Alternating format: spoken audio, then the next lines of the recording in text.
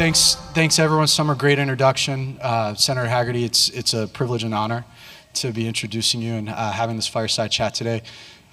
Jonathan, I'm the Kraken. I've been here 4 years, through thick and thin. I think we've built out a great global team, done a lot of great work in DC, and Senator Hagerty, I want to echo the thanks from Summer in the industry on your leadership. Senator Hagerty, for those of you who do not know him well, he's been had success in business and politics. He's been a diplomat, but I think Summer said it, the one word that always jumps to mind is leader.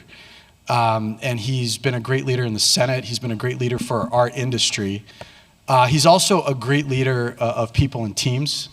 For those of you that have not had the pleasure of working with the Senator's teams, he not only recruits the best, he trains them, he mentors them, and then sets them off onto bigger and better things. And thank you for this, Senator, often in service of our country, in public service. So I think, on behalf of the industry, thank you. I think we want to walk through a couple of themes. One is stablecoins, and you running the ball up the sideline with your colleagues to get Genius Act passed. Historic moment in a bipartisan fashion. Market structure, touch on that, what's next, and then a little bit about the political cycle and midterm elections and what that means for this audience. So maybe let's start with the Genius Act, Senator. A historic moment. What did it take to get it done? And I think on a communications front, there seemed to be a moment when both sides of the aisle realized how important this was for debt financing and for the US dollar. Yeah, it was a tremendously important, huge win for America, by the way, to get the Stablecoin Act legislation passed. In fact, it will be the only piece of standalone legislation, not a must-pass piece, but the only piece of standalone legislation to get passed this year. If you think about that, just let that soak in for a minute. It's a critical element of legislation, and it was very challenging to get passed. And I don't think it was because of the policy. I think we had broad agreement on the policy issues, but it was politics. And if you think about the political environment that we're in right now, there were just a number of people that felt it was somehow detrimental to allow the other side to have a win, particularly with Republican control of the White House, the Senate, and the House of Representatives. There was a great deal of pressure to resist any legislation that would be put forward by the Republicans. And I think that was manifest in the very first vote after we got the bill out of our Senate Banking Committee. And again, the most bipartisan result we've ever had out of the Senate Banking Committee, at least in over a decade, was our Genius Act, our stablecoin legislation. But by the time it hit the floor, been a lot of political pressure, many more politics entered the scene. And when it was time to bring the bill on the floor, every single Democrat voted against me, even my co-sponsors. And in normal situation, that would be the death knell for a piece of legislation. It had been fully blocked, 100% blockade by the Democrats in this legislation. And I went to John Thune, our Senate Majority Leader, and I said, John, give me a week. And Jonathan, you were involved. I can't tell you how many people from the industry were involved, engaged, to help me, again, convey the logic and the necessity from a policy standpoint to get this done. And the arguments are clear. Had we not done this, had we kept the dollar out of the digital arena, where would that leave the United States as reserve currency for the rest of the world? Well, I can tell you the Europeans, the Chinese, others would be more than happy to see their digital currencies flourish while we continue to stay out of the game here. That should never have happened. And conveying that point, conveying the impact, and again, this is another critical aspect, the impact of having the stablecoin legislation in place means that there's going to be incredible new demand for U.S. Treasury securities.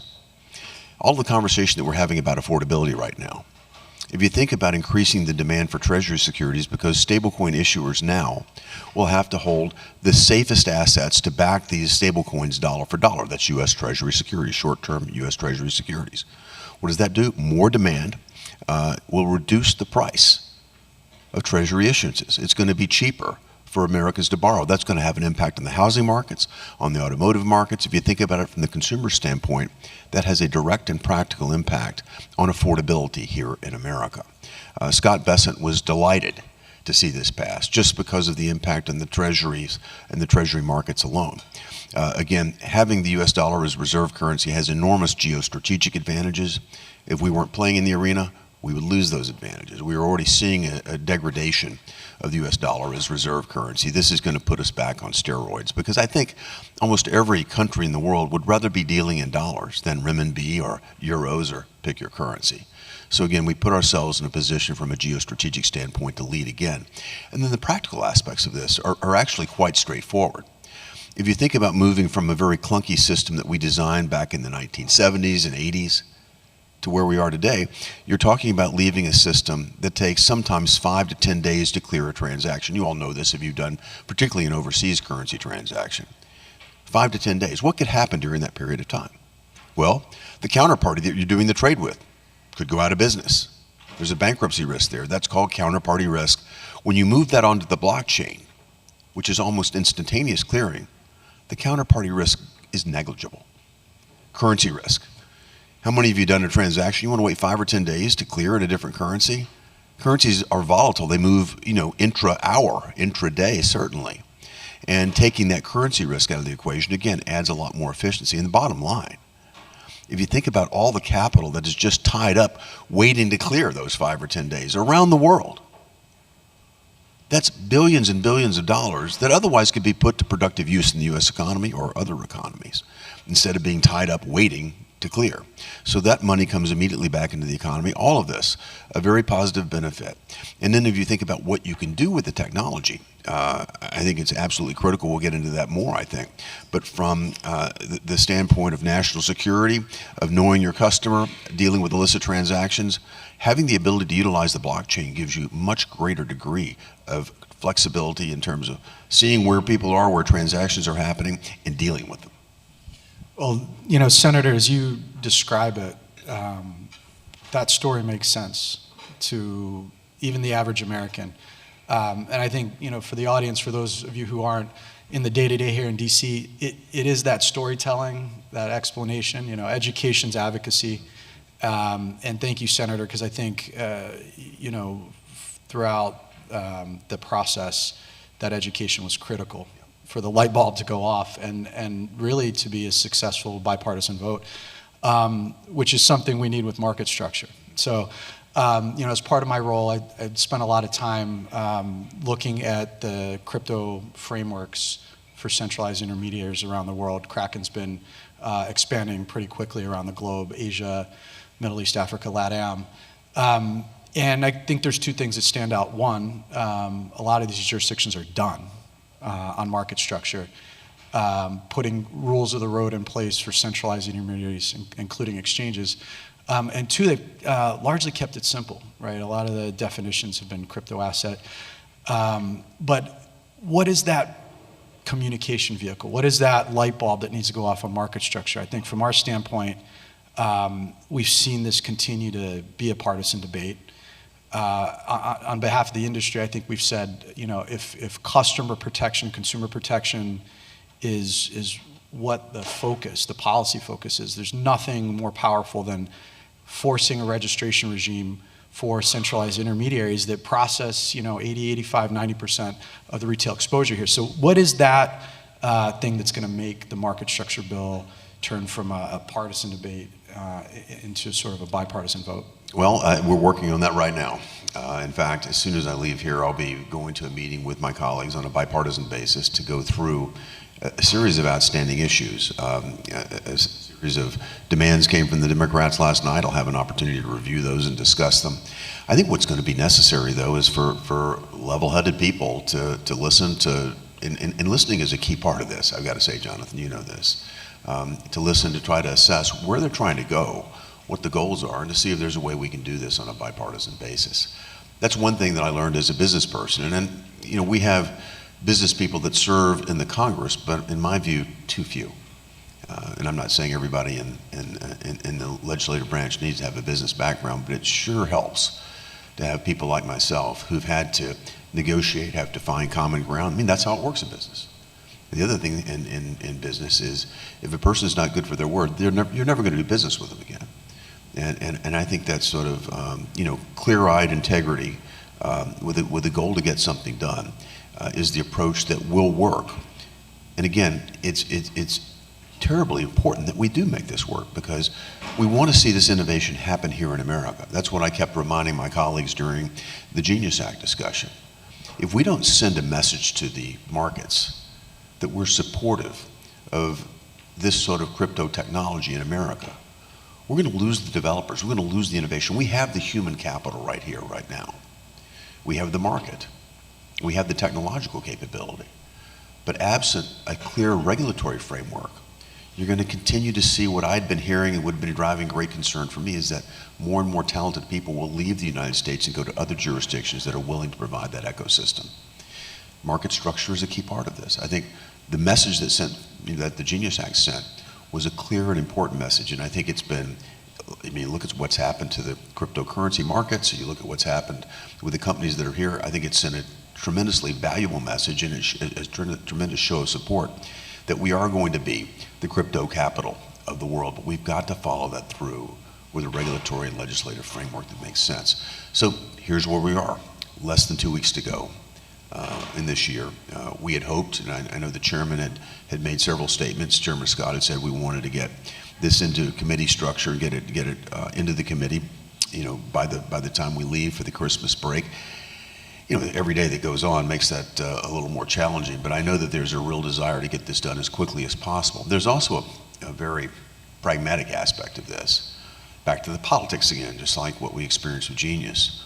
There are policy issues that we can discuss and understand and appreciate, but the politics are going to get hotter, and you know this very well, Jonathan, the closer we get to the midterm elections. So in my view, we need to stay focused on this, we need to drive it, and we need to do it as quickly as possible. And whether that happens in the next 2 weeks or in the next month or two, it needs to happen quickly if we're going to see success. I think we can. I think enough members now educated themselves on the stablecoin markets, understood the value there. I think they've heard a lot from industry, and I hope they'll continue to hear more from industry about how appreciated that is. We had 18 Democrats join most of the Republicans to pass the Genius Act, and I think everybody's had positive feedback on that. I think that should continue, and also in the same vein, continue to underscore the importance of the market structure legislation so that we can have continued leadership. And it won't be over after market structure either. This market's going to continue to evolve. We're going to continue to need to support the ecosystem. And I'll come back to this. If we don't do it, the last thing I think any of us want is to cede this territory to another nation or to any place outside the United States. So let's emphasize the imperative. I'll be doing that today when I meet with my colleagues. There are a number of issues. I won't get into the details because I don't want to negotiate. I'd rather negotiate privately, again, back to my business background, than doing it in the media or in public. But I think we should be able to work through the details. Again, the sooner we can get it done, the less my concern about politics overtaking policy. Well, we're encouraged. You're at the negotiating table. I think your perspectives and experience in both business, but also the geopolitics of this, right, are real. And I do think that's one thing that both sides of the aisle can agree on is U.S. competitiveness. But it's interesting to see if you, again, compare, if you look at G10, G20, even emerging markets, even on issues like DeFi, we have not seen other countries make as aggressive moves in this very new space, similar to some of the proposals we've seen. And I think as an industry, no matter what role we play in the industry, whether we're a centralized intermediary, developers, investors, financiers, that's just a do not cross line. I think there can't be a move, not with this administration and Republican majority in the Senate and the House, a policy outcome that puts the U.S. at a competitive disadvantage vis-a-vis other countries, some which historically have had an insatiable appetite to overregulate industries and have not made moves on DeFi. So just something this industry is going to continue to be focused on. Maybe let's sort of talk about... I might interject one point here, and this is more philosophical than anything else, but the point that we see friction really has to do with the philosophical bounds of the appreciation for liberty and freedom on the one hand, such inherently American principles, and the desire for control. And if you think about those, for example, that want a central bank digital currency, if you think about those that, were supportive of choke point 1.0, choke point 2.0, et cetera, you sort of see where they're coming from. To me, that's anathema. That's not the American way. And there's been a constant push and, give and take, if you will, but there's been a constant push from a side that wants to see centralized control of our financial markets. And I just think that's the wrong direction to move. In the Genius Act, we were very careful to put in place protections and requirements so that issuers are holding only the strongest collateral, and so that collateral is bankruptcy protected like no other. And we also put in place stringent know your customer rules, the things that are necessary to deal with illicit finance. We need to continue those principles into market structure, but not let one bogeyman, if you will, and that's the concern of illicit finance. And we all have this concern, but don't let that be utilized to argue for complete centralized control, which again I think is going to make this extraordinarily challenging to get certainly the Republican side on board. No, absolutely, and I think that particularly when we talk about DeFi, I think two things are happening. One, we have great leadership at the SEC, Chairman Atkins. We have new leadership coming in at the CFTC. I think there's a lot as DeFi emerges that the regulators can do to safeguard or prevent some of the concerns that I think are you're exactly right. Holding this up. So the other phase of this is there's a whole new era. I mean, stablecoins have proven out to be a use case. Tokenized equities, top of mind for a lot of regulators. You're talking about hundreds of trillions of assets in the U.S. equities markets alone. And I think we're seeing other countries, again, sort of move forward with clarity that are allowing businesses to invest and grow, launch new products, similar to what we saw with stablecoins, which makes it even more imperative to get this market structure, this foundational piece done. Maybe we'll finish on an outlook. Midterms. Again, we talked about the senator's leadership. Just incredible leader in the Senate and the Republican Party. I think had a pivotal role in this Senate majority that has been critical to seeing the progress. How are you looking at next November, and what does this industry need to think about when we talk about getting crypto champions on both sides of the aisle and how important it is to good policy? Well, I appreciate that question. I'm in cycle coming into 2026, so this is front and center for me. But in 2024, even though I wasn't in cycle, I spent an enormous amount of time trying to make certain that we had business people and a Republican majority so that we would actually have the gavel. I can assure you that were Tim Scott not the chairman of the banking committee right now, we would not have the stablecoin legislation passed. If Sherrod Brown was still running it, we would be right where we were and everybody would still be fleeing offshore. So that change alone has had an incredible impact on this industry. And I want to say this too, politics are real. Go back to the initial votes that took place. We were able to move the stablecoin legislation out of the Senate Banking Committee over the objections of their ranking member, strong objections of the Democrats' ranking member. When it came time for the first vote, those Democrats that voted for it out of committee voted against it. And it took a lot of pressure to remind people that if you're truly for this, you can't just say lip service. You've got to be for it. The Republicans have been for this. The Republicans have been supportive of it and will continue to be supportive. I'm going to be working very hard to make certain we retain a Republican majority. If Elizabeth Warren gets the gavel, the Senate Banking Committee, I can tell you the resistance is going to be enormous. It's not personal, it's just a fact. So I'm going to be working very hard to make certain that we retain Republican control. It's doable. You often hear the discussion that, well, whatever party is in power tends to lose seats during the midterm, and that's entirely possible. But I think it's incumbent upon us to remember who's able to deliver, who has delivered for the industry, and I think that this industry should be extremely supportive of keeping the gavel in Tim Scott's hands and keeping people like me on the banking committee and on that dais so that we can continue to work. Again, I'm more than happy to work across the aisle. I've demonstrated that I can do it, and probably more than anybody else, certainly in this Congress.